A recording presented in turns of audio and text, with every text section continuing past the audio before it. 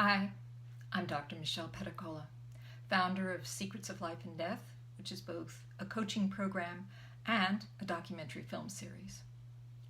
Today I want to talk about meaning, particularly around this time of the COVID virus, and why that has caused us to really reach out and try and understand what's going on. And this is really a biologically natural response to change, is to go out and seek meaning, to have understanding, because the whole situation in our lives has changed dramatically. And we want to know whether we are safe, which is number one. It's part of our survival mechanism. And number two, we need to sort out the difference between real information and manipulative information. And also to understand ourselves. Why are we seeking this meaning? It's natural as human beings to create meaning in our lives.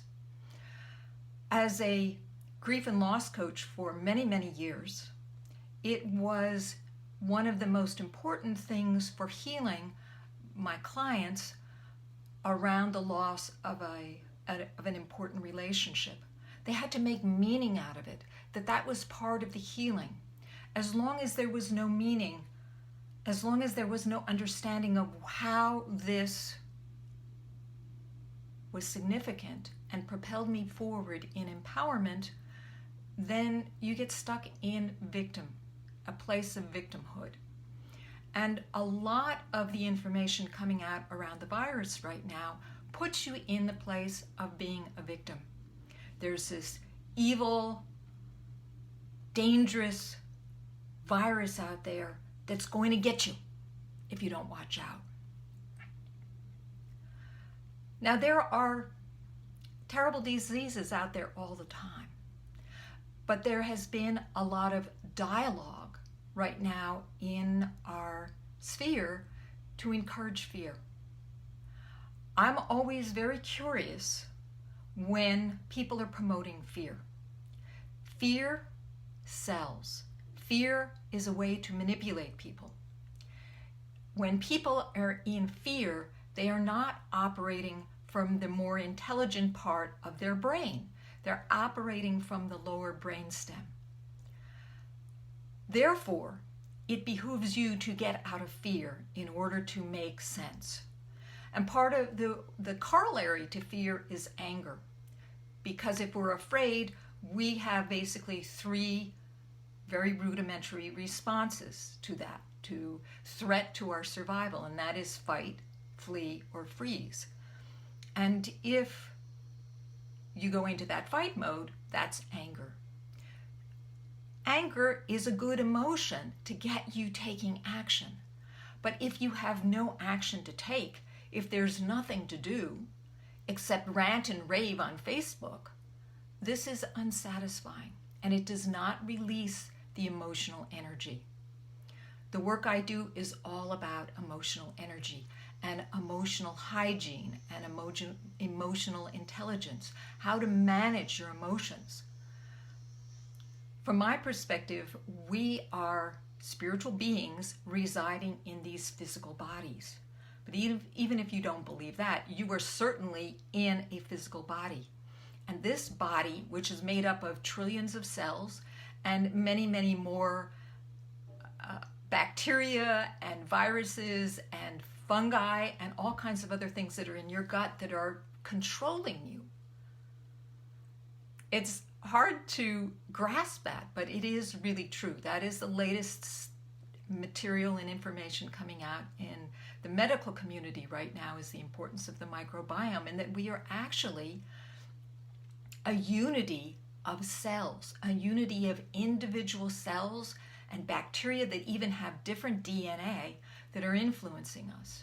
So it behooves you to understand how this body functions. The body has its own agenda, and that is to keep you alive. And there are people that are trying to manipulate your emotions, because when you are coming from fear, you buy products, you eat more, That certainly was indicated in all the lines of the grocery store. You are susceptible to influence when you're operating from fear. So the number one thing that I want to encourage you to do is to let go of the fear. That's the work I do with my clients, is to teach them practices that allow them to release the emotions, not to tamp them down. I'm a firm believer in allowing the emotions to be released, because if you don't, they're just boiling underneath, waiting to explode, kind of like a geyser or a teapot that's been on heat too long, and if you don't, it will literally explode. So you need to release those emotions, and then there are actual practices that you can use to calm your body down. Now, why would you do that?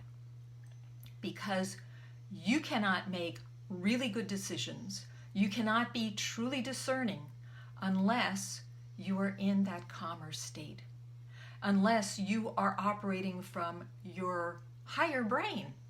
And when you're in fear, you are operating from the lower brain stem. It's very instinctive and it is not reliable.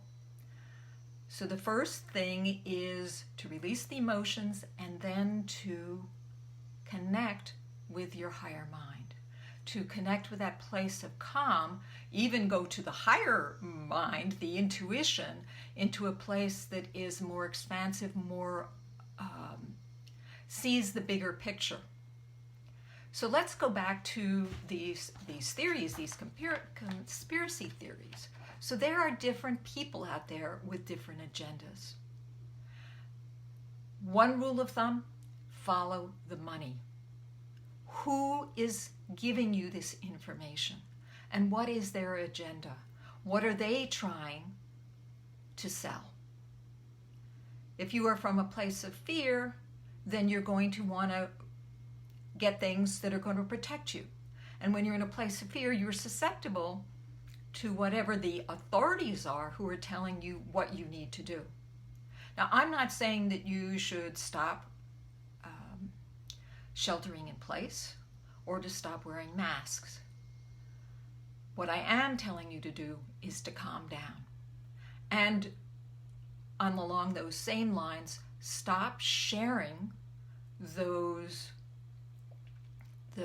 conspiracy theories or any material that you run across on the internet that promotes fear. Because you're not doing a service to you, you're not doing a service to anybody else. And maybe you think, oh my gosh, I found this out. There are these terrible people and they're really trying to do this horrible stuff, or this virus is really evil. It's not a good place to operate from.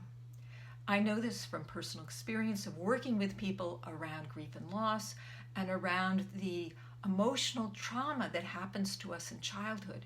In fact, your response to the virus is very much indicative of your early childhood training about how to deal with crisis.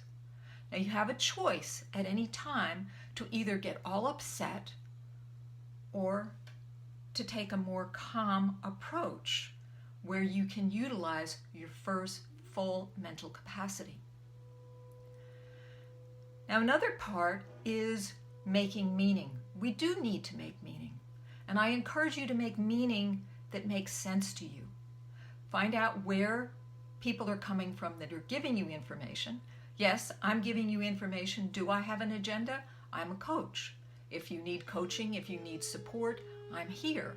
Although mainly I am interested in other coaches and healers like myself who have a mission to help people to upgrade, to up-level, to have more control over their lives and more control over their mission and their purpose. Human beings are meaning seekers. The cats don't care what the meaning of the virus is. It's not important to them. The dogs don't care either. It's only human beings that need meaning. And that's how we create a reality. That's how we make sense of things. So, for example, working with people around grief and loss, when you've lost a significant relationship, there is a very strong need to make sense of that. I was working with a client one time, and he was from the Philippines. He had lost his wife, and he believed he would never marry again.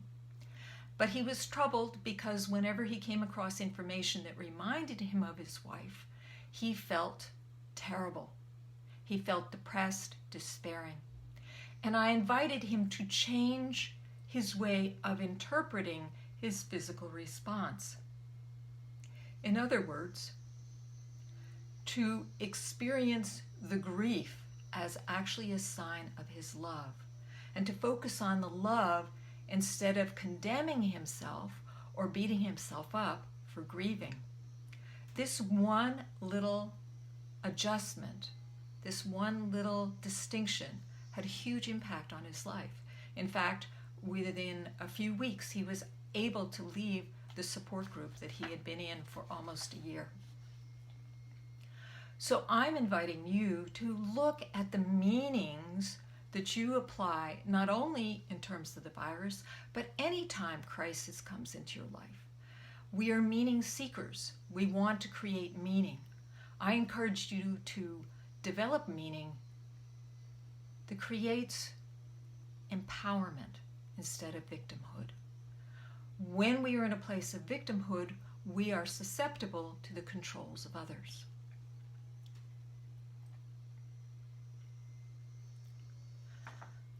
So why are we so susceptible to this right now?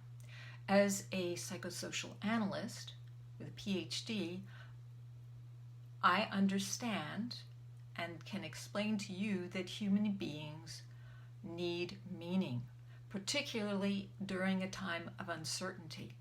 When we have meaning, we know how we need to operate. We know what we need to do next. When we don't have meaning, when everything is confused and chaotic, there is fear. What if I do the wrong thing? And this fear is a very rudimentary response to the unknown. Now, one way of dealing with this is to change your perspective of the unknown, to change your perspective of who you are in this world, in this reality.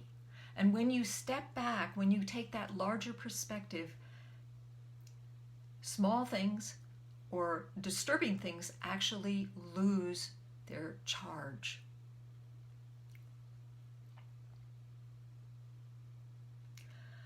I'm almost finished with this. I didn't have a whole lot. I just wanted to encourage you to have a different approach to dealing with your fears. And fears will come up throughout our lives. We never totally master our fear response, particularly when that fear response goes back to early childhood trauma. That's one of the things that I work with my clients on, is healing the trauma so that you're less susceptible to the manipulations of the world or to advertisers, that you feel more confident in yourself. And that enables you actually to make a difference in this world, to become a leader in whatever way that means, that you become a change maker, a spokesperson. And goodness knows this world needs more of those people who stand in their power, that are not easily swayed, people who can be strong. So I had a client about a year ago who had gone through a divorce. Her husband of 30 years left her. And part of my job was to help her first to release the emotions, because she had a lot of anger. She had an anger at her husband for leaving her, and she had anger at herself for not seeing the signs earlier. And I gave her a different perspective that allowed her to have compassion. So I want you also to have compassion for yourself. It's understandable that you are susceptible. I myself, who don't usually participate in news media, I do not watch the TV news because most of it is hype. Most of it is designed to trigger excitation and anger and upsetment because it sells products. So I usually avoid that. However, because this virus is unknown, because we don't know, we go to the internet and seek information. And sometimes the information just shows up on our timeline in Facebook. And that's what happens to me. And I have to use caution and discernment when I receive that information. And I'm inviting you to do the same thing. So let me see if I can repeat all the things that I wanted to convey to you today.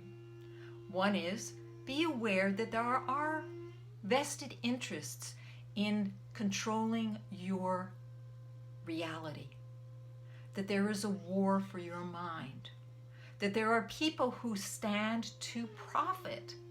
And this society right now is based on profit rather than on the good of the community. I'm sorry, it's true. So you want to be aware of how fear is being used to manipulate you. That's number one. Number two, have compassion for yourself, because it's natural. You are a meaning seeker. As a human being, you seek to create an understanding of what's going on.